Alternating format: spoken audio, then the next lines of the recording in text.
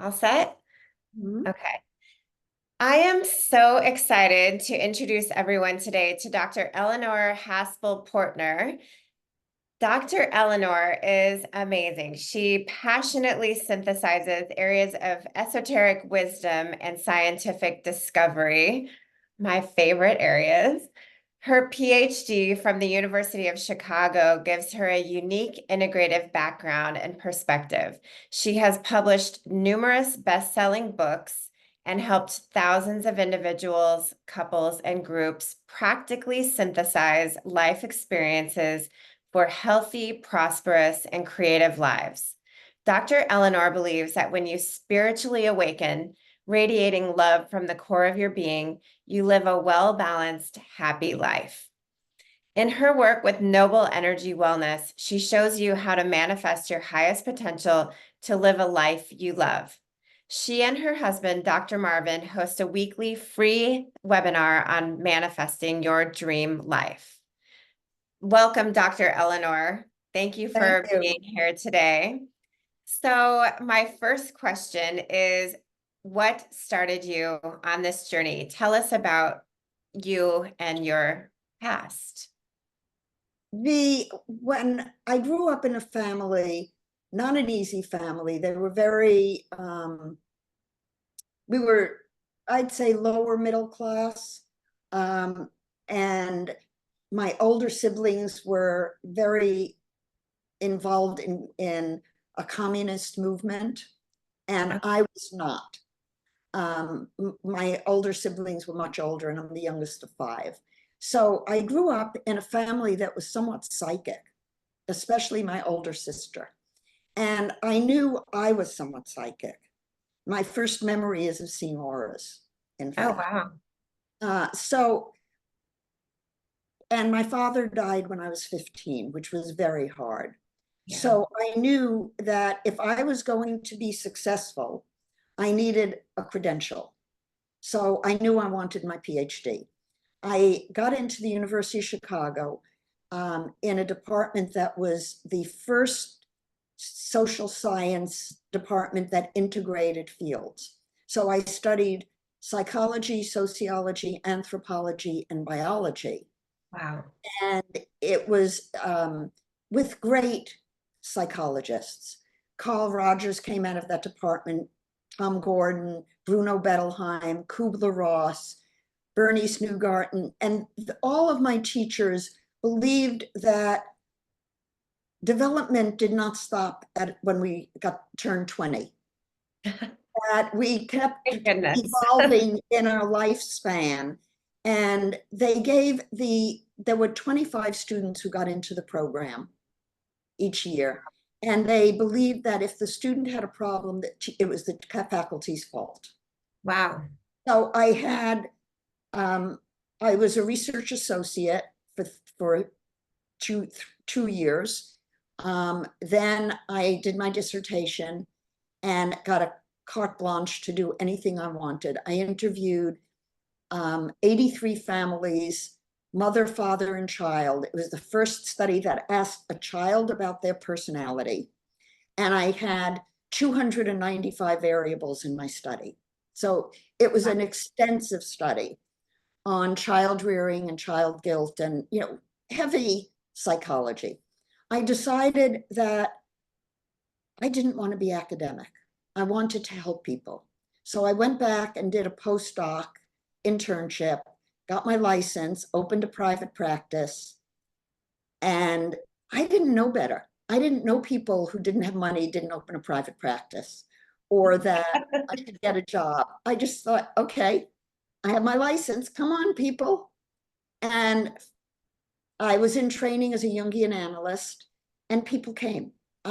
Within a short time, I had a very busy practice and was working with, I had my first major Kundalini experience in 1974, a direct experience of God, changed my life completely. What initiated that? Um, I had divorced my husband. I became a single mother of two young children. I had my children when I was really young, and I was working on my dissertation and in graduate school and teaching. And so I was a single mom. My kids were 4 and 5, and I had no money. And I was alone one evening, and I was sitting there and I was anxious. And I started badgering myself. And I was sort of meditating, and I had started transcendental meditation. Okay. So that was in the mix. And I was saying to myself, of what am I afraid? Of what am I afraid? Of what am I afraid? What am I afraid? And all of a sudden, this light came at me from the dark. I lived in a high rise overlooking Lake Michigan. So outside my window was black. And this light was coming at me, and it enveloped me, and I was in awe. And I got up and I moved toward the light, gasping for breath.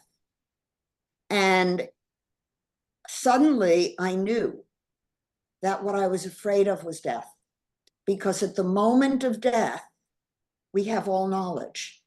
Mm. And then as we transition, we forget, only to be born again as a tabula rasa. So as I went through this experience, I was shown all religion. I was shown what relationships are about and how they work. I was shown about death and rebirth. I was shown about religion. I was shown about energy. And everything I had ever learned went through my mind. And Wow. I sat down and wrote an outline of a book on relationships. I still have it. I found it about a month ago. And Wow. I sent it off to a publisher and got a contract back in the mail to write a book called Marriage in Trouble, A Time of Decision.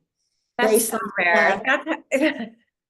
That's how you know that was real, right? Because that doesn't happen. right. Wow.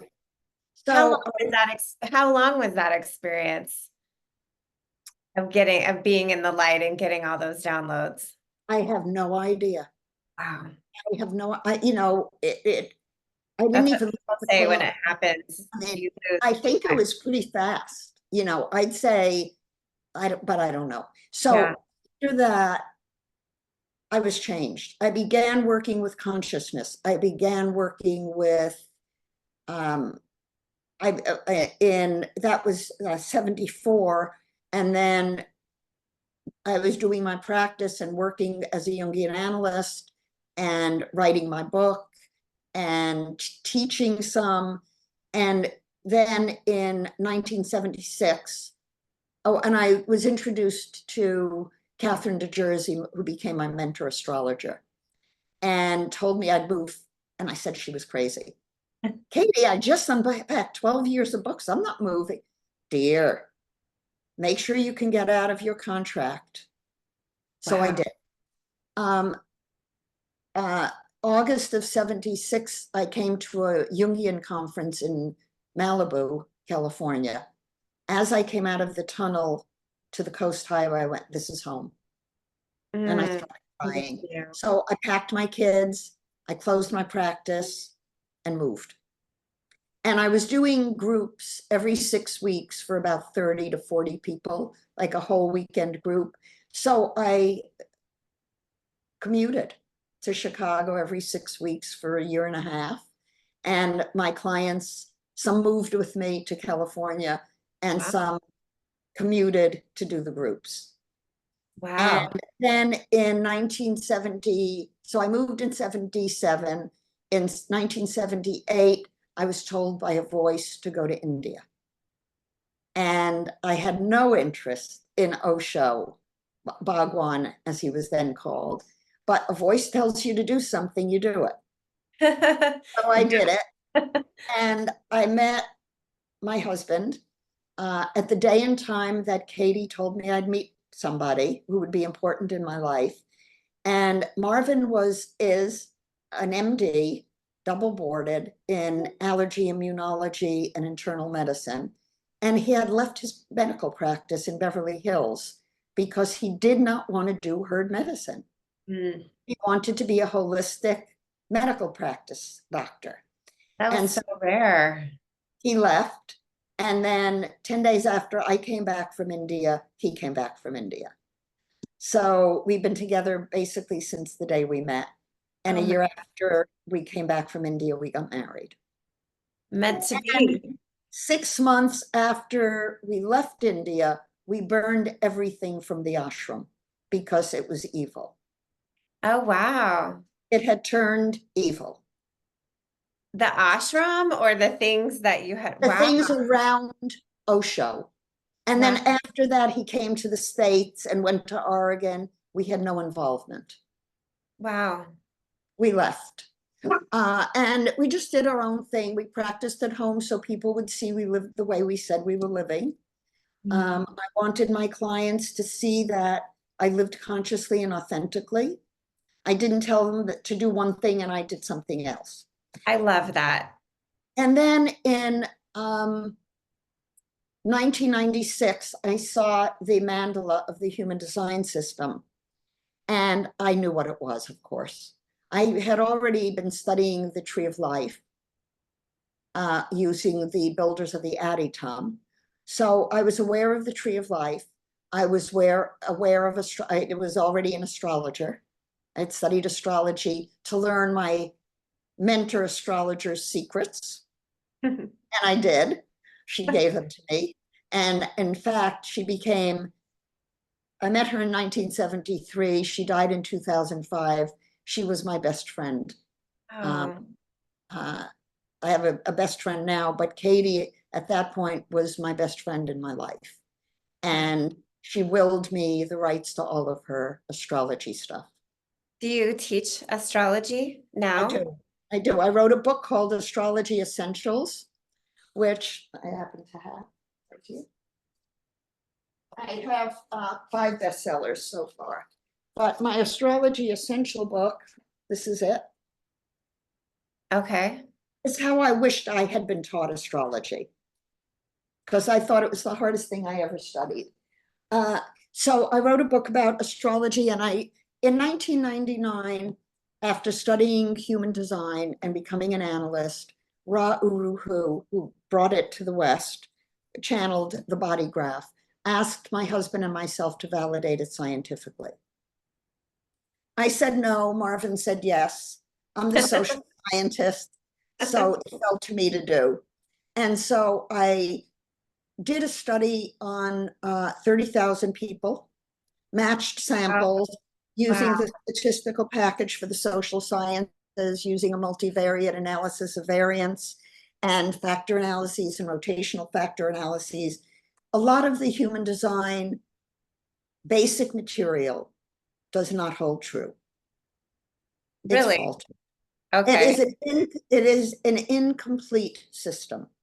Okay. It is an incomplete system because what Ra gave me when we became business partners, and I wrote 13 books with Ra. So, I am well grounded in all the aspects of human design, but things like profile and tones, colors, and bases and circuitry did not hold up scientifically. Interesting. But Ra had given me what he called the dream rave. When he asked the voice, my dog Barley is here. If this is a human design, what about Barley?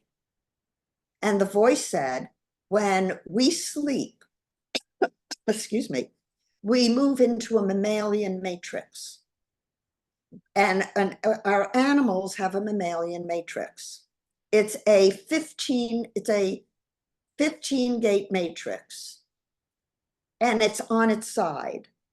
So when we sleep, we're horizontal, right? Yeah. And we lose our mind. We have no mind when we sleep and no emotions when we sleep. Mm. And I was looking at it and I realized as a psychologist that if somebody has their sacral center and defined as a generator in their waking design, but when they go to sleep, they lose it, That's very different than someone who has no sacral center and gains it when they sleep. Think about that. If type changes when you sleep or when you in your physical body, because we know there's a biological matrix, there's a spiritual matrix, and I was downloaded the emotional matrix. So Okay. for the world. So when I was looking at the dream design, which is 88 lunar degrees, I thought, well, wait a minute. I have a litter of 6 kittens with twins. What about my kittens? They dream.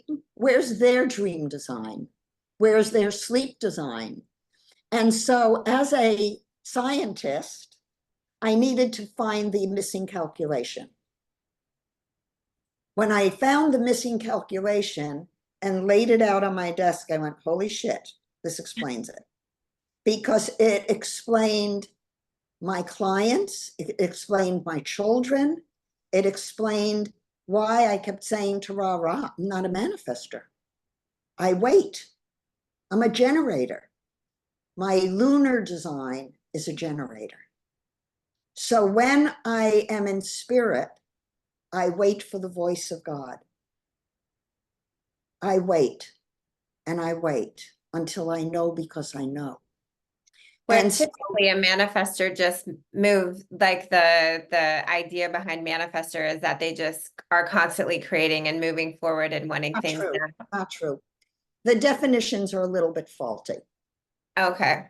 And Well, it what would make sense if they're not complete, right?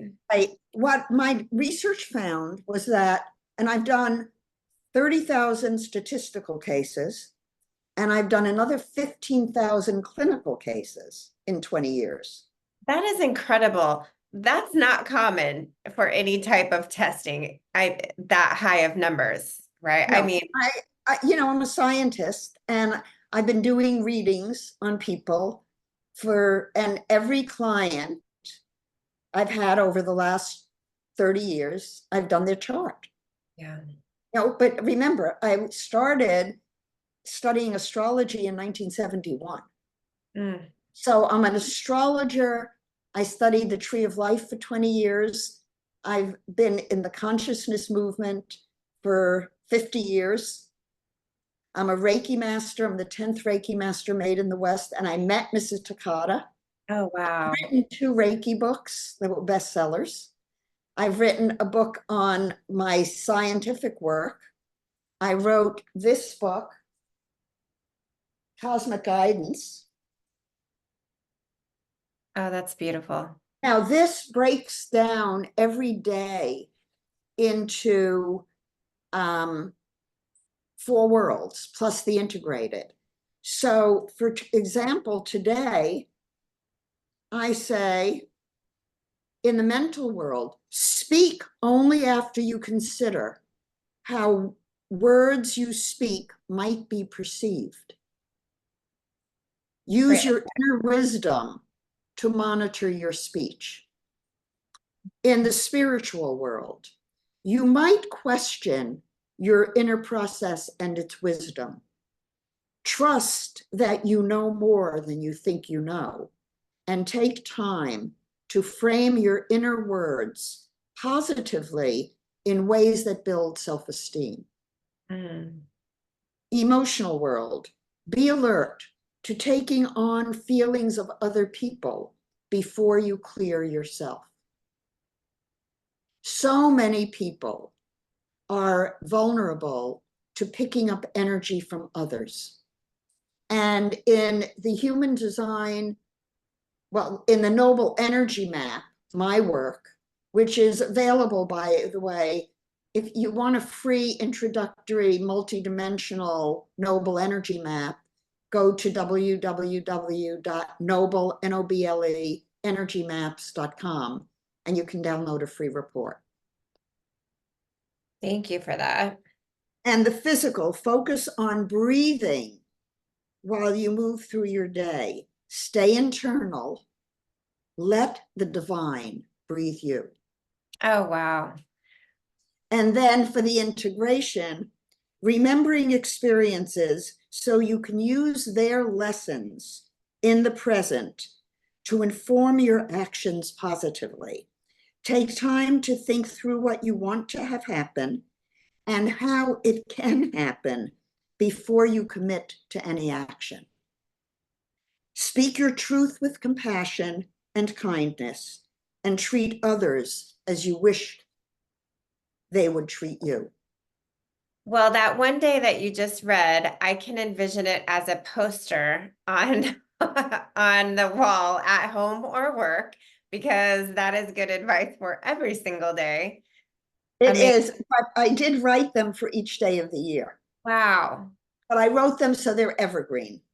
That seems like chock full of the best advice that you're ever given. Thank you. Wow, you have such a unique and varied background. I love this. So, does human design correlate with astrology? Well, here's the problem. The human design system was channeled by Ra Uru Hu. Ra was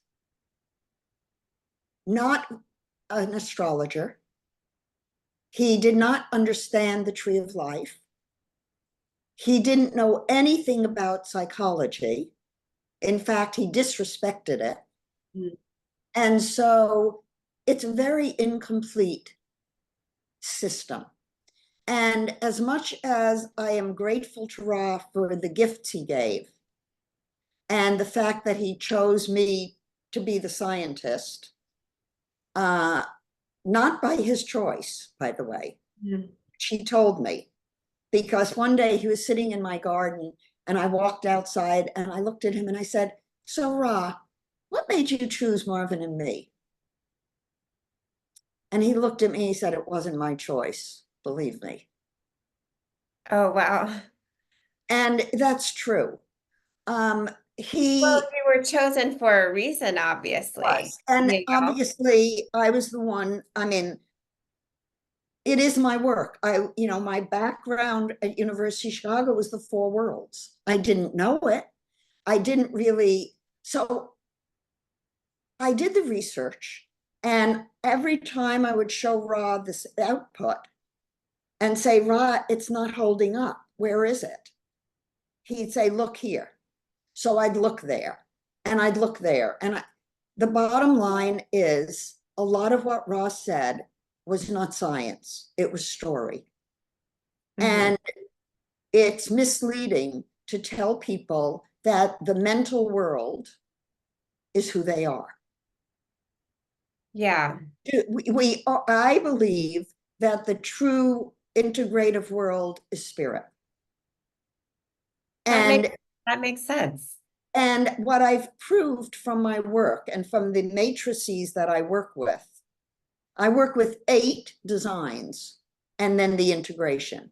Because what I found is that when you actually do the accurate calculations for expanding the human design system to include the 4 worlds that are documented in the tree of life, and I found that it delineated exactly critical periods in early baby development.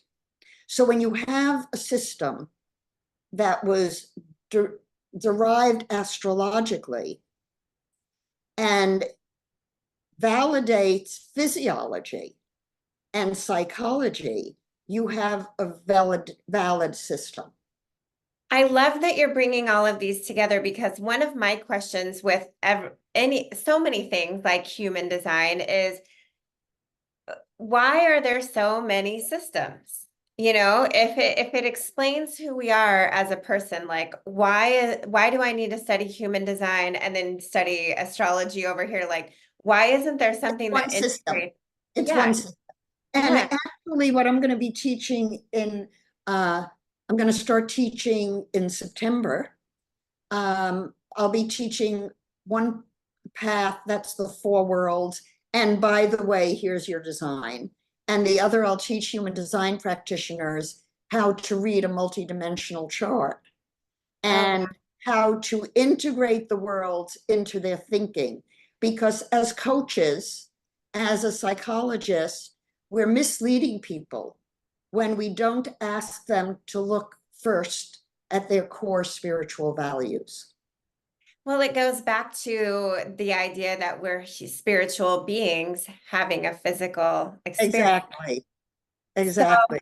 that, oh my gosh, so the four worlds are body, Mental. mental, Well, let and me give it, I'm going to be tell us. doing in the 5th of August, I'm going to be doing a 5-day experience on the 4 worlds. And I'm going to start with the spiritual world Okay. because the first order of business is to get in touch with your spiritual values, your core values. What do you love? What do you love doing? So many people let the mental world determine what they do for a living and what they do every day, and they're miserable. I have been saying that. I did that for the first 45 years of my life. And I have met so many women lately who don't even know what they like because they're living so much for somebody else or so much a life that someone told them they should be living, or Well, even society told them they should be living.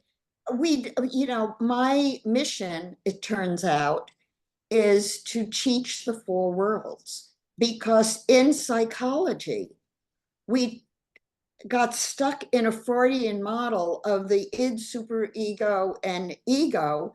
And we think that those constructs that delineate the mental world, and we think that we need to be conscious in this world, but we're ignoring that real consciousness comes from knowing who we are Oh. and knowing that we're a divine being living in an electromagnetic biological body. Mm. So I start teaching people who they are spiritually. And then we move to self-care physically. Because if your body isn't healthy, you're not going to have a good life. Yeah. So spirit, physical, emotional. Now, what I discovered scientifically using the matrices is that emotional reactivity is a mental world phenomenon. It comes from the physiology and the mental world. We react to things. Reactions have to be transformed in the emotional world, which has no solar plexus, interestingly enough. Wow. So think about that. Emotional reactivity is only a mental, physical world phenomenon. When we transform emotionality into a higher frequency vibration, it's love and compassion. I've experienced this. Meditation, self-awareness. Right. Yeah, you learn that, you experience that. So that's the emotional reactivity is moving toward the emotional transformation in the emotional world. And the body graph, the human design body graph in the emotional world matrix has a portal gate for transformation. Mm. And I can see that. And then we have the mental world. And the mental world I leave for last, because even though we live most of the time in the mental world, it's the least gratifying of where we are.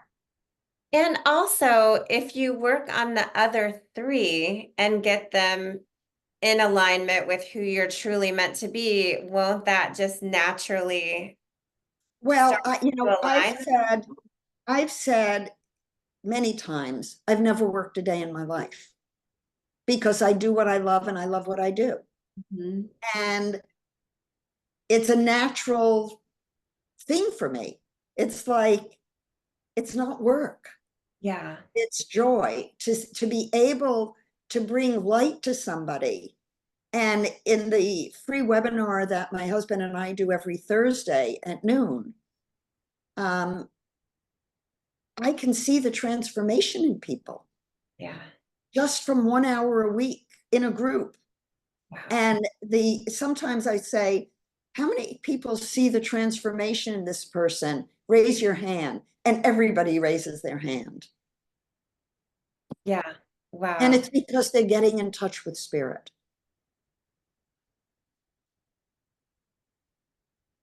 I'm making a note about this. I want to end with that. That's incredible. Oh my gosh. It just feels like everything that was missing, you tied together. So this has been your work. You've written many bestsellers. Why are so many people still studying human design as it is? Because I was invisible. Mm. Ross said to me when we signed our legal contract, you do the professionals. Your work is for professionals. I'm going to dumb down human design to the 4th grade. And that's what he did. And he did not want me interfacing with the human design community. And when I attempted to, they couldn't receive it. They wanted me to fudge my data, and I refused. Oh, wow. You know, why don't you release the percentages of open and closed centers? And I said, because it's going to be misused. For example, Ross said, somebody who has an open heart center is more vulnerable to heart attacks than someone who has a defined heart center. That's not at all true. I tested 5,000 statistical cases. There was no difference. So I refused to release data that would be misused. Yeah. And he would use it to prove the wrong thing. So I stayed, I did my thing. I had a website. I published a lot of stuff. The human design people didn't want to know from it.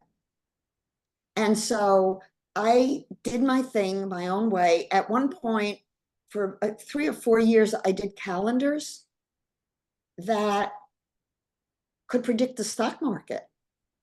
I traded the stock market using my multidimensional calendars. Wow. And they worked. And then I got busy. I was president of the Southern California Society for Clinical Hypnosis. So I was, and I'm an ASH consultant, so I'm a high-level hypnosis consultant, and I have a busy practice. So I just did my own thing and stayed away from human design. They didn't want me, I didn't want them. And then my husband had open heart surgery in October of 2022, after we moved from California to South Carolina.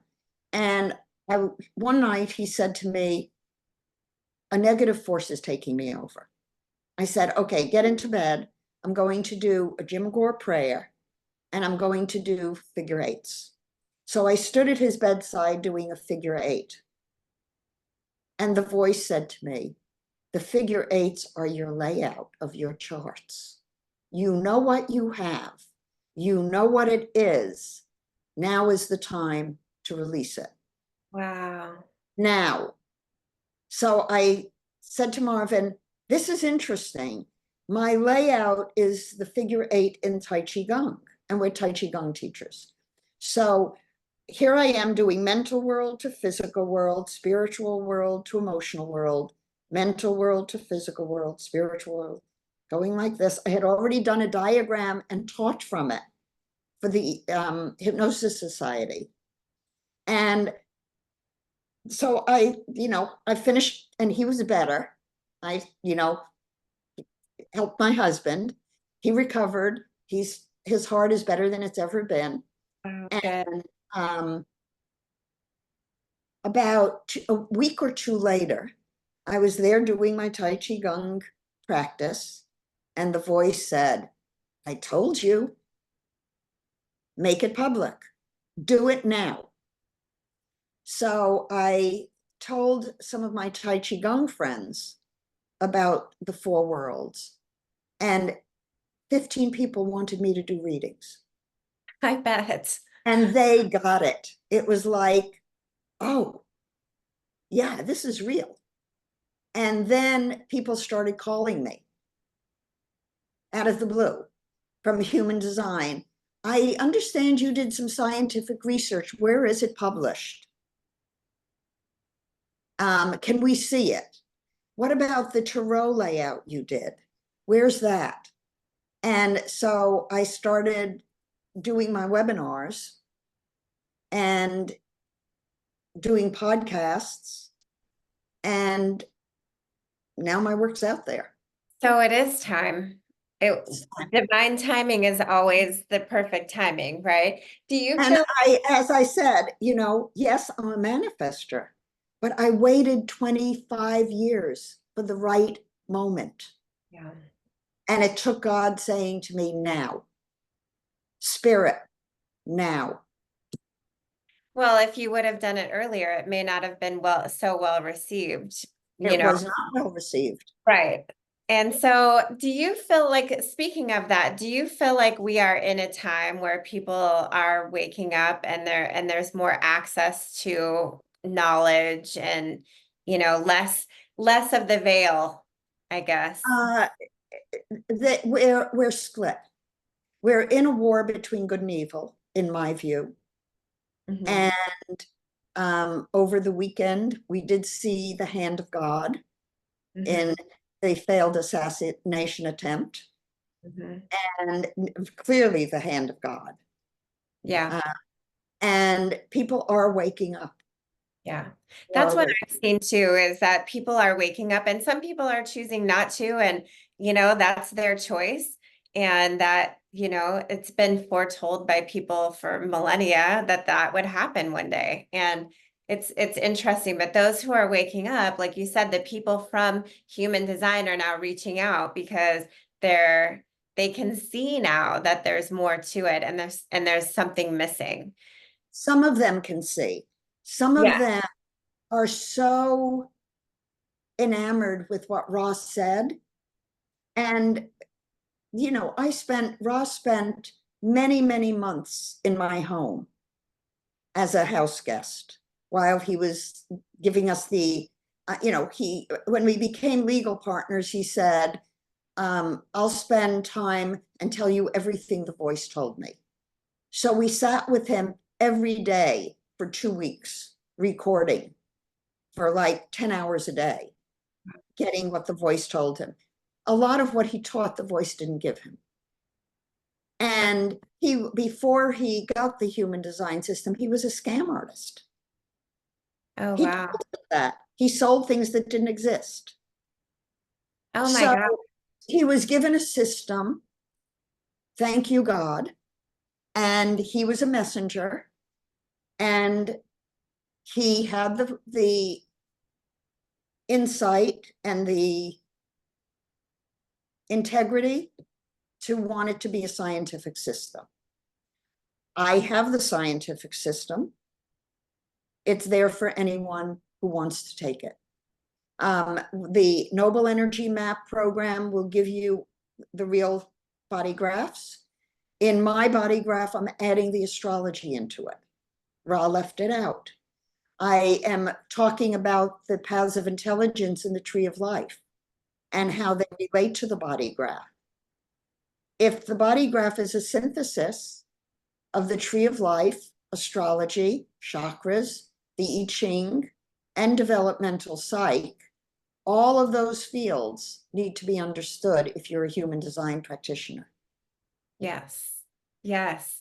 And most of the human design people don't know astrology.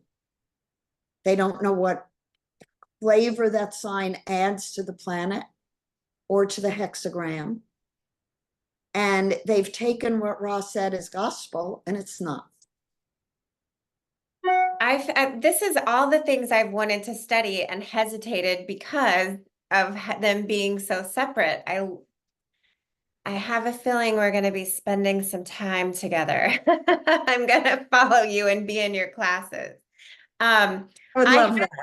I have a question. I love the gene keys that came kind of out of human design. What's your thought on the gene keys? I have not studied the gene keys because I don't believe it's scientifically validated. Uh-huh. And I had one reading from someone who thought gene keys were great. and it didn't resonate with me at all. Interesting. So Yeah. I've stuck to what I found scientifically that Yeah. I know is documented and real.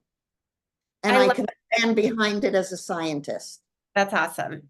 I just love that you bring that aspect to it because a lot of times that is what's missing, the proof and the document, and you clearly did your research with, 45,000 people that you.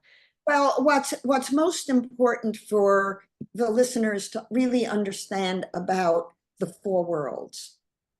And the four worlds are far more expansive than the human design system. The human design system, or the Noble Energy Map system, which I've trademarked, is a personality instrument. It's a personality test. It delineates something. But the truth is that we need, as a population, to learn about the four worlds. And as parents, we need to teach our children to live out of spirit, not out of mind. How, And how does one do that? well, let me give you a personal example. Okay. Um, with my own children, because I've seen auras since I was born, I did not condition seeing auras out of my children. When my daughter said to me, "That person looks blue," I said, "Oh, tell me more about the blue." Mm-hmm. My daughter, it turned out she's a medical intuitive, and Oh, wow. she's the best there is in hypnosis. And I'm a ASH consultant, but she does chronic illness. My grandson was a preemie, and I didn't know what to expect developmentally from a preemie because I'd never really spent time with a preemie. When he was about 6 to 8 weeks old, he's looking around my room like this. And I'm beginning to freak out, thinking, what's wrong with him? He's not looking at me. He's not smiling at me. What's wrong with this baby? And then I don't know what possessed me, but I looked at him right in the face and I said, "Oh, Noah, you're seeing auras." He looked right at me and he smiled. And I was so taken aback. And I said to my daughter when she came in the house, "Diane, Noah sees auras. Don't condition it out." So That's she did. that's very cool. She did. My, And when I was out to lunch a number of months ago, and a 7-month-old baby was there, and the baby and I really connected. And halfway through lunch, I turned to the mother and I said, "Are you aware your baby sees auras and energy?" She said, "No." What is that? And I had to explain it to her. And she said, "Oh, that's really interesting because the only time my baby gets upset is when I put her in the car seat." And I said, "Do you explain to her what's going on? Do you tell her that you understand how upsetting it is that she feels confined?" And she said, "No, I just say, 'I'm sorry I have to do this to you.'" I said, "Talk to her about what she's actually seeing and perceiving and feeling." wow. People don't do that. They don't know to do it. Yeah. So that's my work. And each world has its own communication. So, for example, if I'm trying to talk to somebody about their spirit, I use the skill of clean language. If I'm talking to somebody about their work experience, I'm going to use mental world language. If I'm talking to a couple doing couples work, I'm going to use imago dialogues or teach them how to use clean language. If I'm dealing with a child's behavioral issue, I'm going to use active listening or an iMessage. And a little, before we run out of time, one beautiful tidbit for your listeners. When you do a gratitude statement, add in a because statement with a tangible, concrete effect on you of that gratitude. Give me an example. I'm grateful that I could brush my teeth this morning because I have a functional hand. I have a great toothbrush and perfect toothpaste that is healthy and pure and organic and non-toxic for my teeth. I love that. And you read my mind. I was going to ask you to give us a little tidbit before we close. So, Dr. If any of your listeners would like my clarity worksheet that I give people for setting goals, or even for, they can divide it any way they want in the 4 worlds with the integrated world. And then the columns are basically what you love, what sustains you, and what you want to release. And you can adapt it for any kind of thing. So I have a gratitude worksheet. I have a clarity goal setting worksheet. So if your listeners want something, they can email me. Okay. phd@noblesciences.com, and just put in the subject line, free gift, and say what you want, and I will send it to you. Perfect. And then you also are on Facebook and Instagram at Noble Energy Wellness. Yes, indeed. Follow you there. So give us, of all of the books that you have written, what is one book that you would love for everybody to read? That's real easy. The least technical of them is Cosmic Guidance for Mastering Your Life. The one I read from. Yeah, I'm going to buy that one. And what I recommend to everybody is you go to the day, you read it in the morning. Like I read it at the breakfast table to my husband and myself. And then come back to it at the end of your day and consider how it worked for you.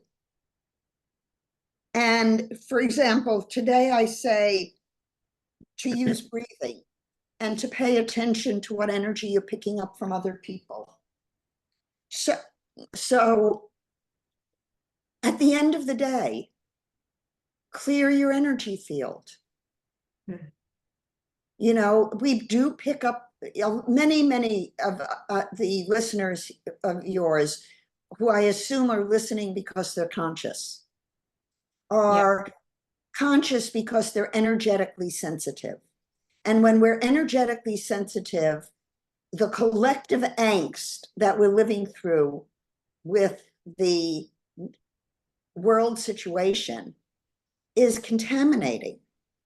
Mm-hmm. So you need to clear your energy. The best way to clear your energy, breathe into the count of 3 and exhale through the mouth to the count of 9.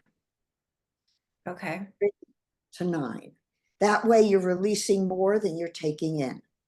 Mm. But also, I always practice for myself breathing as though the divine breathes me, which means I feel as though the air is just going in through my whole body, like osmosing in. I've had moments like that. I'm like, I'm breathing through my whole self. I love that. It's wonderful, isn't it? Yes, yes. And at first it's a little shocking. And then it's like, wow, well, why not? We're energetic. Everything's energy, so why not? And we do have to wrap up today, but we are going to have you back, and you are going to do my chart, and we'll discuss it online so that people can see a tangible, how exactly does this work, and we can answer and ask questions through that. Before I let you go, what is one thing that you wish everybody knew? I wish everybody knew that they are divine beings here by the age of 3 months to manifest their full and actual potential. And we are all here to be manifesting our potential in our mission. And when you know what you know because you know it, and nobody can tell you you don't know it, stand up for it. That almost gave me tears. One of my webinar participants says she wishes I had a little bell she could just hit, and my voice would come on and say that. I agree. You should create that. In due time. Oh my gosh. Thank you so much, Dr. Eleanor. This has been one of my absolute favorite interviews, and I'm so excited to have you back. And like And I I'm said, I'm going excited to to be be back. following you. Thank you so much. Take care. You too. Bye.